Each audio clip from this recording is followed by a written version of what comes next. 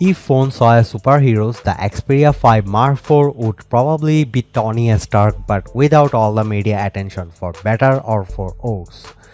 This is a phone for tech nerds, but to be fair to Sony, the company has tried to make some to the features more accessible and easier to use for the regular Joe. You know, the person who doesn't need to hop in an Iron Man suit on a daily basis.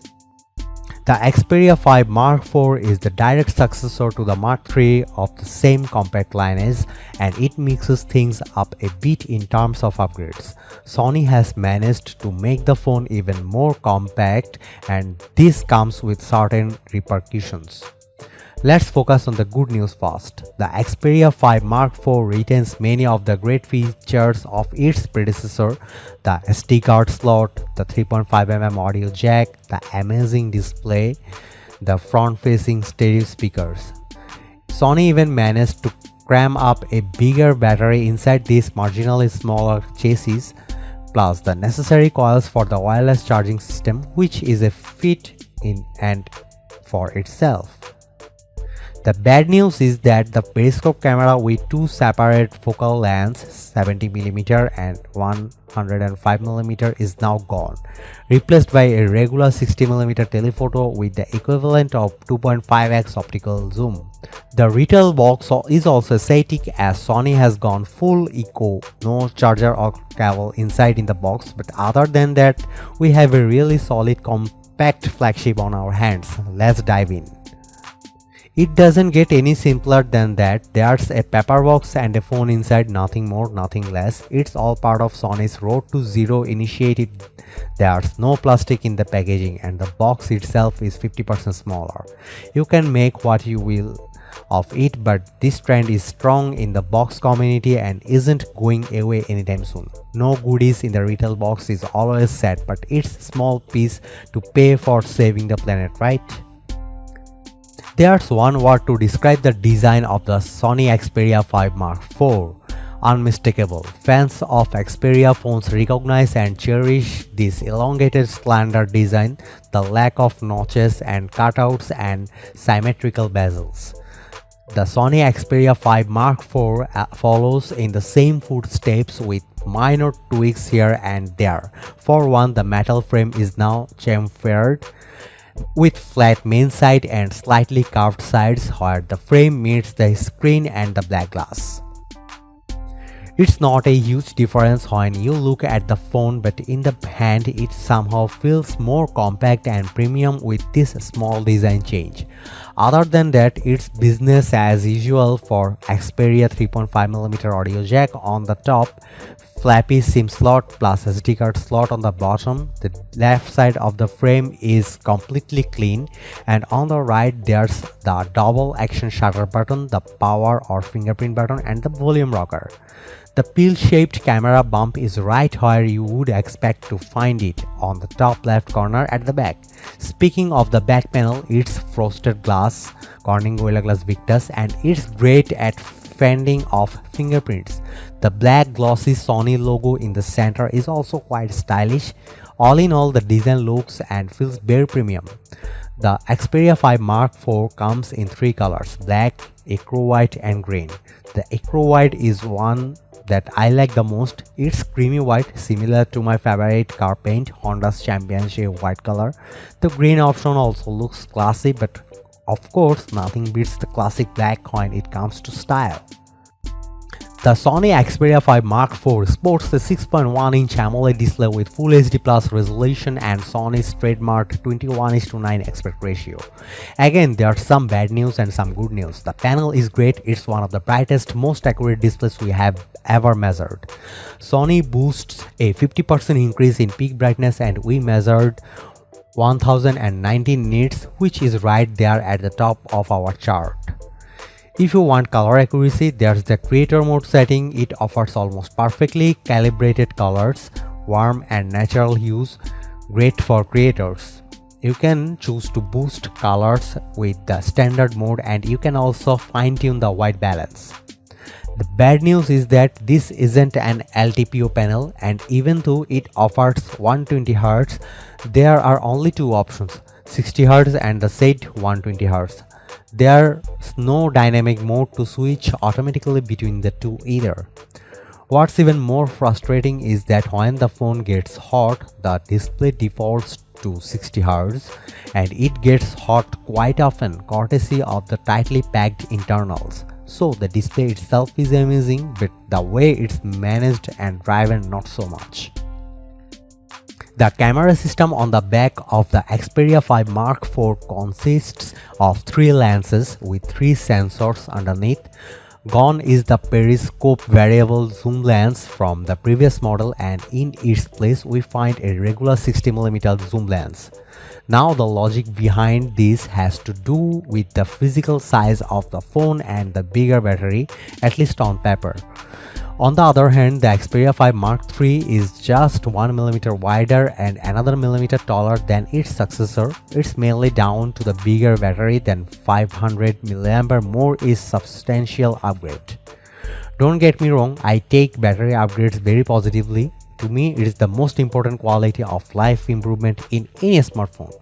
The thing is, this new 60mm camera is not spectacular, it's not bad, just a downgrade compared to the 70mm to 105mm variable zoom system in the previous model.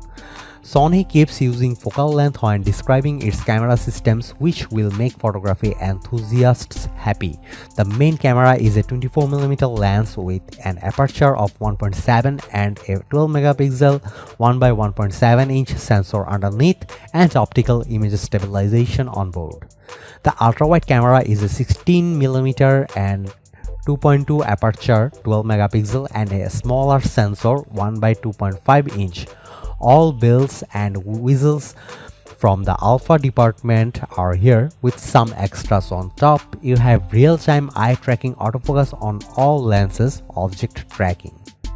You can spend all day talking about different aspects of the Photo Pro app or Cinema Pro, Videography Pro, the whole professional suite that Sony is so proud of.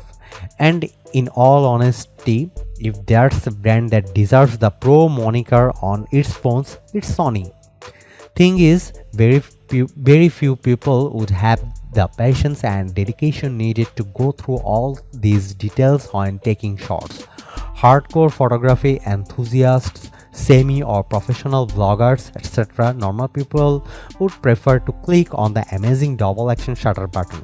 I can't believe only Sony is doing it, must be patented, and get a great picture.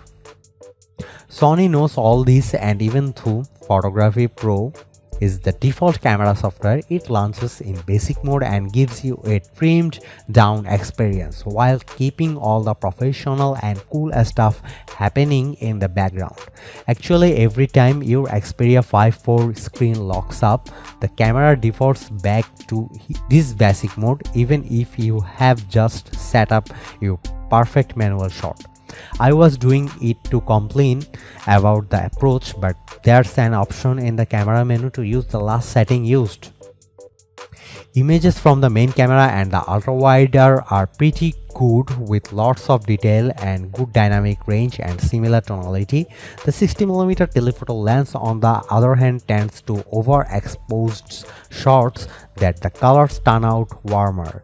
It's a new lens or sensor combination for Sony and obviously needs more tweaking to get it perfectly right. If you are shooting in basic or auto mode, the algorithms will inevitably decide on the screen and the settings, and they work quite well. Night mode activates automatically when there's not enough light, and if you have a steady hand, you can get some good results. The Xperia 5 Mark IV can shoot up to 4K videos, but the 1080p at 60 fps is the best looking option. You have both OIS and EIS, and the end result looks much smoother with good detail and accurate colors. You can switch between lenses while shooting, and even though there's a nice zoom in zoom out effect, it's primarily digital and there's a loss of focus during the transition. Object tracking and eye tracking autofocus work as advertised. One of the big improvements over the previous model is the new front camera, which is now 12 megapixel and with a slightly larger sensor. You can also use bokeh to make sure your selfies look more professional. The results are pretty decent, much better than what was possible with the last gen model. Sony has obviously decided to go the plus road when it comes to the latest Snapdragon. The Xperia 5 Mark IV comes with the regular Snapdragon 8 Gen 1 on board. It's not a big deal, the phone feels snappy enough, and the synthetic benchmarks put it right where it belongs, in the elite. The performance is actually almost identical to the Xperia 1 Mark IV, which is great considering the smaller chassis. Speaking of which, the phone gets quite hot quite often, and from time to time the camera would shut down or the display would switch back to 60Hz. The storage configuration is 8GB of RAM coupled with 128GB of onboard storage, but there's a microSD card slot, so you can expand the latter with up to 1TB. The side-mounted fingerprint scanner deserves a few words here. Sadly, it's not the fastest one out there, but it's pretty accurate. You may get some false activations if the phone is loose in your pocket, but overall it's an improvement over the previous model. The Xperia 5 Mark IV comes with Android 12 on board and there's little to no bloatware present. Actually, you can choose what to install when you set up the phone initially, and the overall experience is close to stock. SideSense is still here for those who don't know anything about it. It's a shortcut stripe close to the edge of the display, which you activate by tapping twice on it. You can launch apps, take screenshots, view notifications, and also multitask via the 21:9 multi-window feature.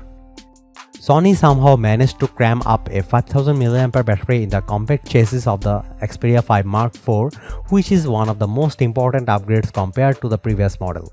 The battery life is solid, you can get 2 days quite easily, and even the most demanding power users will have their full day of tinkering with the Xperia 5 Mark IV. Another big improvement is the addition of wireless charging. Sony somehow found the space to slap a wireless charging coil in there. The wired charging support caps at 30 watt, and according to Sony, you can fill 50% of the battery in 30 minutes using these speeds. Here's the charging profile we were able to snapshot. We achieved 20% in 15 minutes, 40% in 30 minutes, 50% in 45 minutes, and full charge at 110 minutes. And there you have it, the unmistakable Sony experience. It's radically different from anything you have seen if you have never tried an Xperia phone before. That is, this is a superhero undercover, ready to swap its tuxedo for a Superman costume and save the day. You just have to know which buttons to press. The Xperia 5 Mark IV is a great phone for Sony fans, professional and semi-professional content creators, and people who like to go against the grain. If you are feeling adventurous or you want to switch your phone experience to something new and fresh, the Xperia 5 Mark IV can do this for you, but at a price, a 4-digit price to be exact.